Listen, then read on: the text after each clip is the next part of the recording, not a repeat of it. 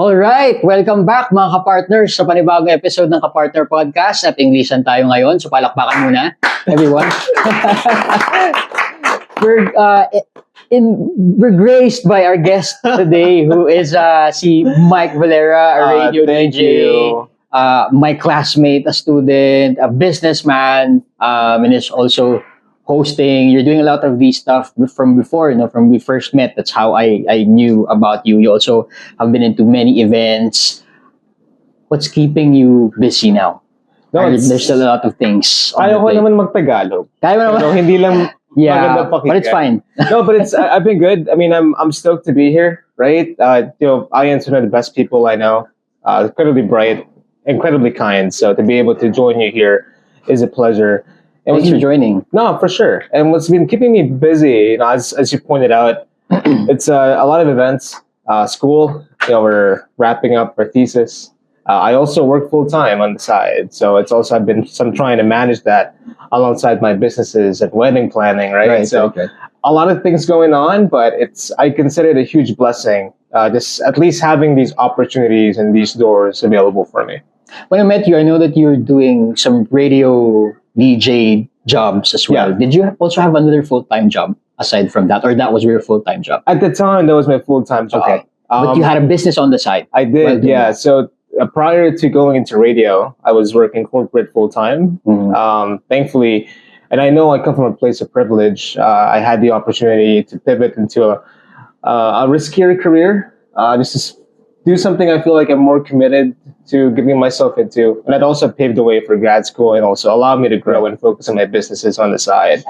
So that's the situation then. But then over time, especially during the pandemic, it opened up doors globally. Mhm. And I think that's the pandemic was horrible, but what I think it brought some good things to the idea that remote work is now a lot more feasible and a lot of different companies have been more proactively hiring in the Philippines. Right. So that's what allowed me to pursue these other opportunities that came along. And they were able to do a lot of virtual stuff as well. I've seen you in a lot of virtual events. I mean, right after the pandemic, I think that was some of the opportunities that were given to you. And I'm just curious because you mentioned earlier that you had privileges. But when I met you, it doesn't seem like you're the type who had the time to just relax. I think that you're still hustling and then doing a lot of these stuff. Where was it coming from? Yeah, no, I mean, when I say privilege, I think it's just the capability to take risks. I acknowledge for most of our countrymen here in the Philippines, it's not very easy to leave a stable job just because there's so many people depending on you, and if something goes wrong, it's going to be incredibly hard for you to find your footing. So when I say privilege, it's the fact that I'm in a position to take these risks because I know if something goes wrong, there's people behind me who can take care of me. And that's also why I work so hard, right? Because I wanted to make sure while I still have these opportunities that I can potentially take advantage of, I put my best foot forward and try to pursue as many doors as I can. And that's why people ask me, like, why are you working full time? Exactly. Why are you hosting on the side? Why are you studying in grad school? Right. Why are you doing these businesses? Because if I don't do it now, then when can I do it, right? I'm still in my physical prime. I don't have kids yet. I have my family who will support me.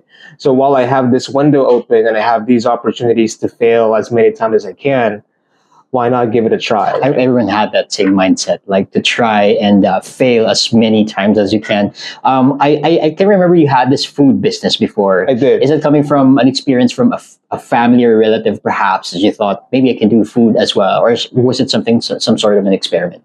Yeah, so I also have a food business right now. The whole reason why I had to create that pandemic business because I had a retail spot. Which unfortunately closed down because of the pandemic, right? My whole business plan was revolving around people going to the gym. I was offering healthy smoothies and sandwiches where you can put like whey protein in it because I was really into fitness. Not anymore, obviously. So unfortunately, due to the pandemic, foot traffic died down. Nobody goes to the gym anymore. The whole business died. So I really had to find a way to pivot, not necessarily for me, but for the people who work for me. That's why I had to think of something, and that's how I started the smoking business that offered delivery at the time.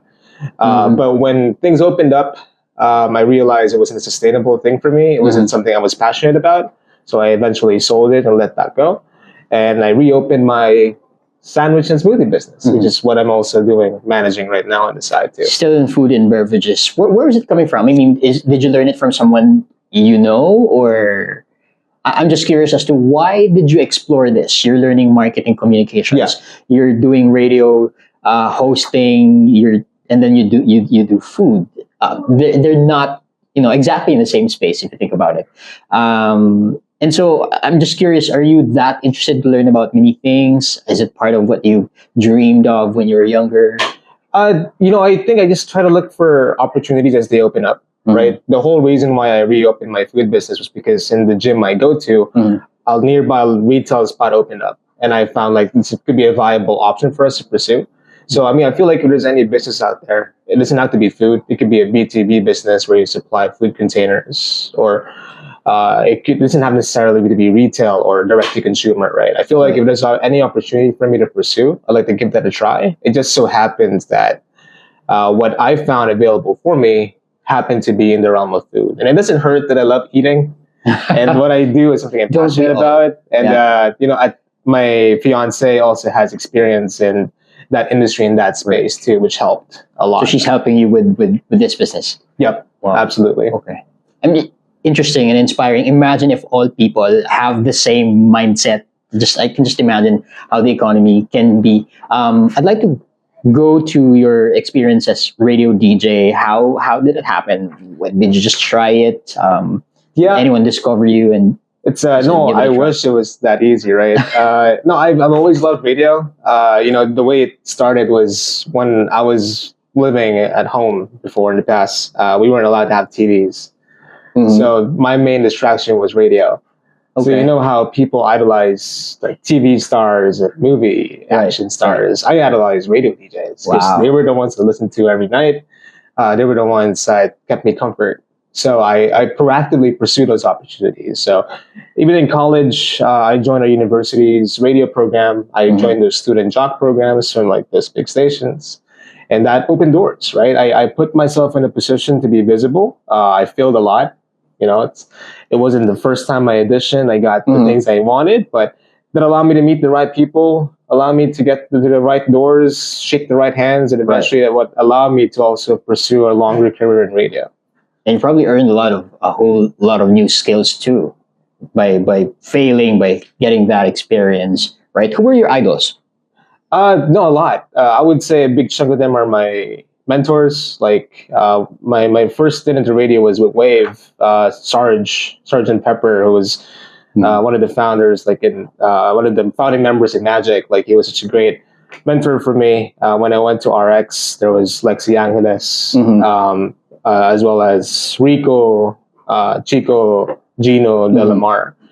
And then when I got into Q, that's when I worked with Lexi again. That's how it started. She invited me to join her radio program, and then that's how I met all of my very good friends until now, like Sho Suzuki, Joel Yubianko.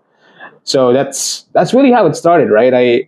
I had a passion for something, and any opportunity I can take, I gave it a try. Obviously, I also had to make sure my diction was right. I had very good knowledge of pop culture.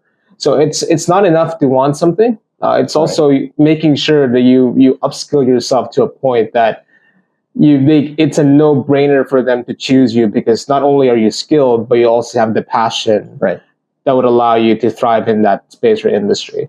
Coincidentally, we were just talking about knowledge, skills, and hard work a little earlier today. But it's great that you mentioned that. So you're passionate about it, and mentioned you have to have knowledge about the topic as well, so that you sound credible. I mean, it's not enough that you speak well, right? When you're doing radio and when you're hosting.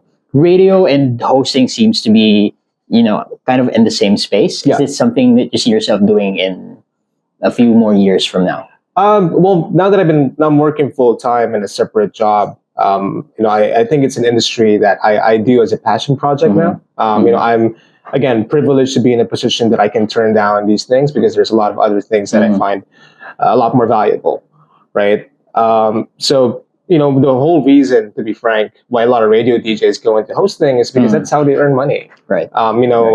Being a radio DJ pays okay.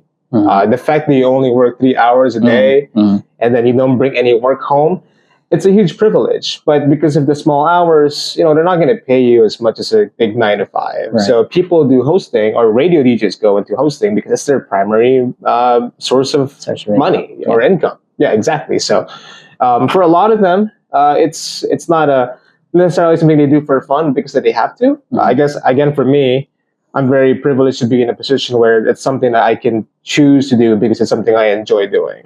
And although it takes up hours of my time, it's exhausting. Since I love doing it, it's something I proactively engage in if the opportunity arises.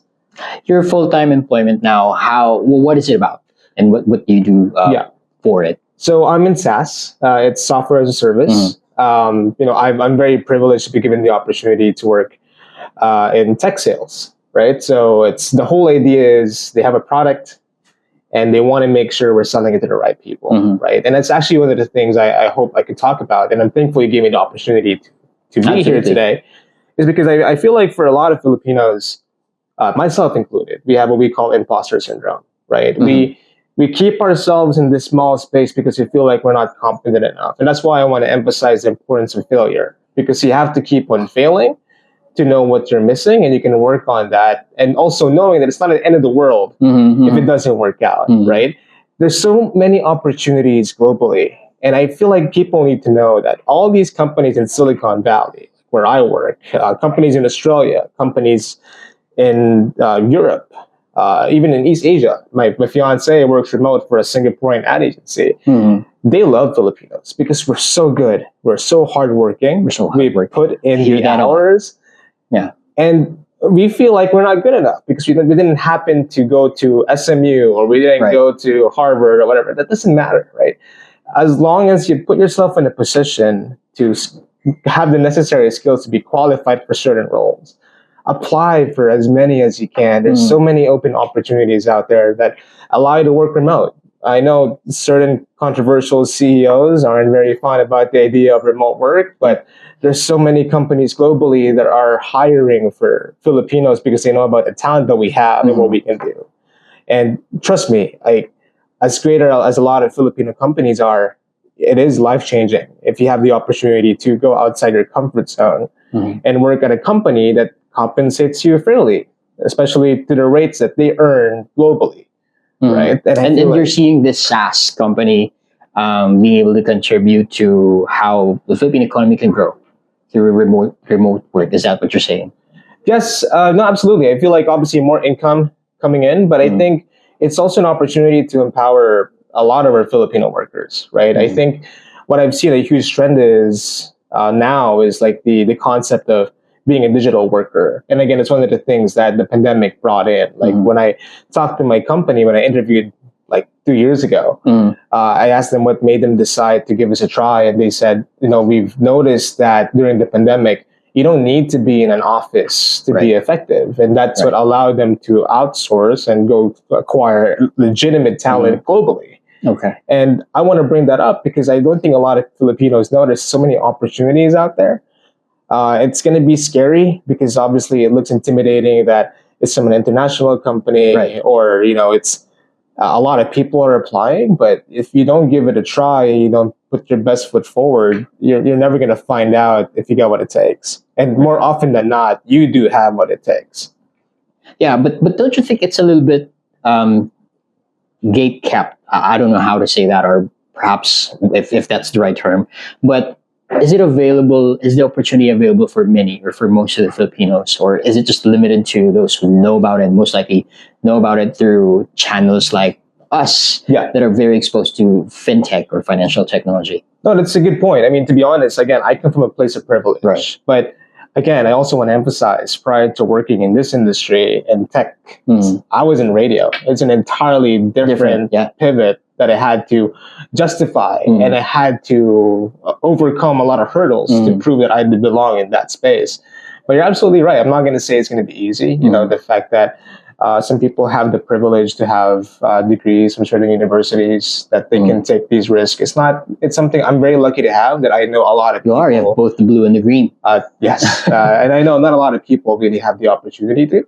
But it doesn't necessarily mean you have to limit yourself to that, because there's a lot of jobs out there that don't necessarily require a college degree, right? Right. We have a lot. I've seen a lot of virtual assistant jobs, and that's Mhm. really a good way to get your foot in the door, Mhm. right? Like you put in the work, they're going to teach you how to do certain things, and as you develop that skill set and you do your own internal studies and you proactively pursue like different programs. It doesn't have to be a degree; it could be online programs. Like those are things that you can put on your resume that can hopefully open up more doors for you.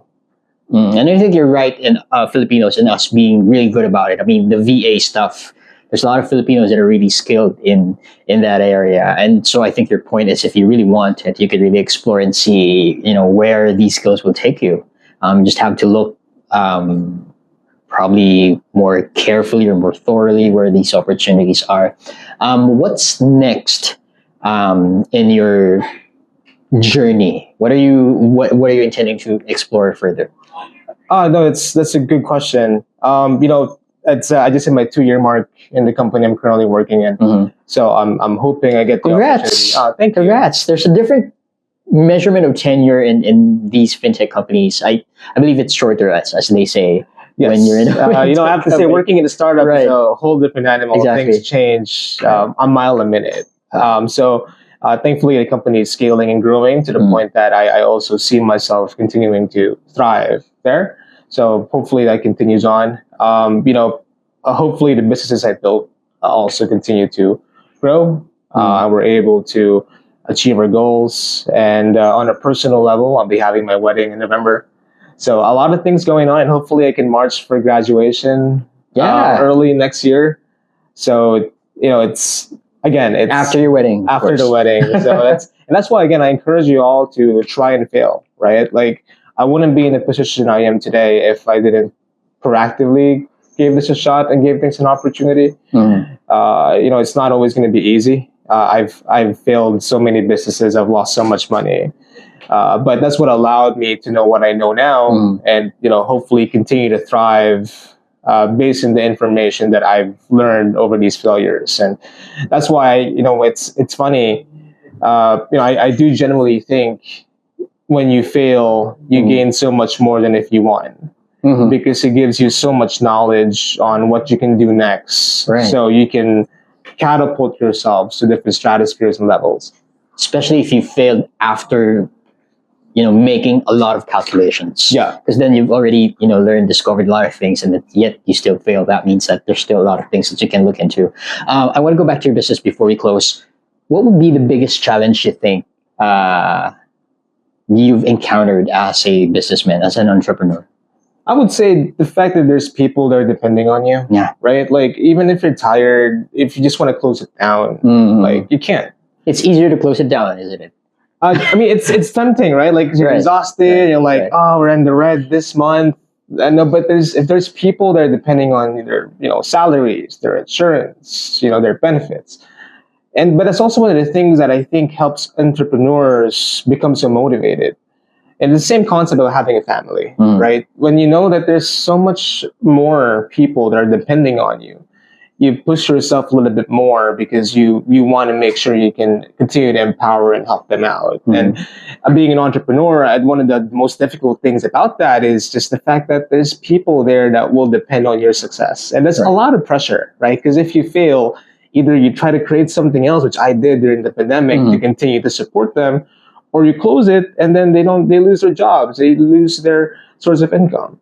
So being an entrepreneur is so fulfilling, especially if you're able to work it out, because it's able to give you, I think, the greatest gift of all, which is time, right? Like, having a business gives you something that a 9 to 5 never can. It's the freedom to do what you want. It's the freedom to create what you want. Ideally, the freedom to buy what you want if you have a successful business. The wealth, yeah. But, to get to that point, it's so incredibly difficult. But do you imagine yourself expanding this current business of yours? I wish I could.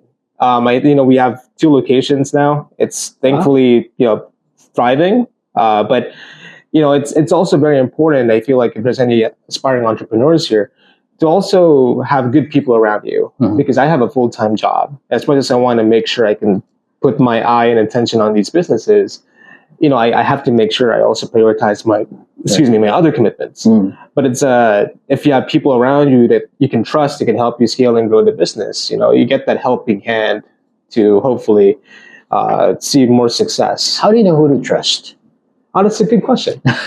uh, well, for one, uh, it's why they say it's hard to work with family and friends. Because you assume immediately, oh, we get along so well. Like, I generally think if we work together, it will work out because we have experience working in school, we've done projects together.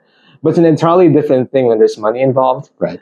I would say the biggest thing is not just trust in their capabilities and their skill set, but trust in them as a person. Because one of the biggest things that can break down a business is when there's dissatisfaction, not in the way that they manage things, but in the way that you work together and in how you view the other person. Because the moment you lose that trust, the moment you start thinking, oh, is this person actually putting in the work? Is this person actually managing our money well? Right. There's no coming back from that.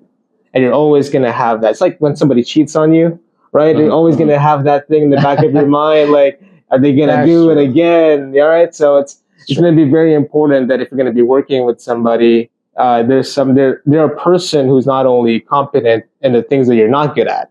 You have to know what you're missing, and you need to work with somebody that is able to fill those gaps, like a relationship.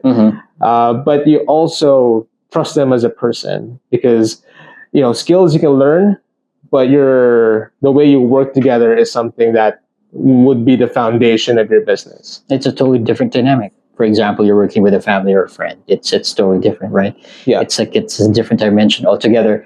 Who would you consider as your partner in all your endeavors, not just in the business, but who would you consider as your mentor, someone who's been there for you all these times? It's good that you brought up mentorship. And I think one of the things that allowed me to be where I am today is wherever I go, whether it's in radio or in corporate or in school, I make it a point to find people to learn from. And it's so important to have that person in your life because there will be many instances that you don't know what you're doing, things will go wrong. And these are people you can talk to who can guide you to the right direction. And obviously, and to be frank, open doors too, right? And I think people ask us, like, why do you go to grad school? And obviously we say it's for the degree, but the biggest reason is you want to meet people, like-minded people who and learn from them, who could also potentially open doors for me. So I would say it's very important to have multiple mentors. I make it a point to have one in each step I go. It's helpful if you need a recommendation letter for future job applications, right? But my number one partner, aside obviously my parents and my siblings, my incredible sisters, is my fiance. We've been together for 9 years at this point. Wow. She's the reason I work so hard. It's easy. To be frank, I had a lot more fun being a radio DJ. I had a lot more fun not being stressed, working. That's what I thought. Worrying about homework, worrying about businesses. But, when you're with somebody that you want to make happy, that's when you end up working so hard that you put in the work, right? So everything I have now, I have to thank her because I wouldn't be this motivated or proactively engaging with these opportunities if there wasn't a reason for me to put myself out there. Which I'm sure you feel about your family too. That's true. And marry him to the fiance. You have no choice. Pay that schedule. The ring's expensive. Last question. Yeah. What is your pwede pala, #pwede pala realization? Was there anything that, when you just go back to when you were starting, perhaps that was when you're at school, you're only dreaming of that I really want to do this someday, that right now I realize na #pwede pala, it could actually happen? No, that's a great question. #pwede palang, kaya pala nating sabayan ang mga high-level executives, graduates of universities in the States and Singapore. And, I really want to emphasize the fact that we're a global world now, and there's so many opportunities out there outside of the Philippines that I feel like a lot of our countrymen is qualified for, will thrive in. And it's just a matter of putting yourself out there and giving it an opportunity. And it's not, you're probably going to fail a lot of interviews. I know I have for sure. But at 10 of those failures is going to be that one success is going to be life changing, and you're going to be so happy you gave that out an opportunity. So pwede pala nating sabayan ang mga taong people working abroad. We can do it here in our country. You can earn dollars while having like Philippine expenses. And we can thrive, we can succeed in this competitive international space. Perfect. Very inspiring. So whatever other the foreigners can do, hashtag pwede pala natin gawin, mga Pilipino din. Yan. Ang hirap ano pag So succinct. Thank you. Yeah. It's so hard to combine them. Last message, where can they find you? Where can they follow you on social media? Please, I mean, you be the can honors. follow me on IG. It's Mike Tess on IG. It's so creative, right? If you want to try my food smoothie business, I have 2 branches. I have one in Visayas Avenue. It's by Fitness Army. It's a big gym there. I also have one by Greenfield District. It's by third floor. Third floor. So you can check out our smoothie business there. We have great sandwiches, whey protein. You can also order us some Grab if you want to get something on the go. And and if you want, you can follow me on LinkedIn. I'll be happy to answer questions there. I'll be happy to provide some insight on how I got to where I am. And if you need some help, like getting in the SaaS space, which I hope for all of you, because it's such a great place to be in, you could always just give me a ping on IG or LinkedIn. Hopefully I can guide you to the right direction. Wow. SaaS, fintech, food and beverages, marketing, communications, radio and hosting, hashtag pwede pala. Congratulations. Way to go and all the best to you again, Mike. Maraming thank you, salamat. Ian. Thank you. So Mike, mga kapartner, please stay tuned for the next episode of Kapartner Podcast. For now, yun na muna Inglesan natin ngayon. Naubusan na tayo ng English. Maraming salamat at kita-kita tayo ulit next time. Maraming salamat. Thank you, Mike. Thank you.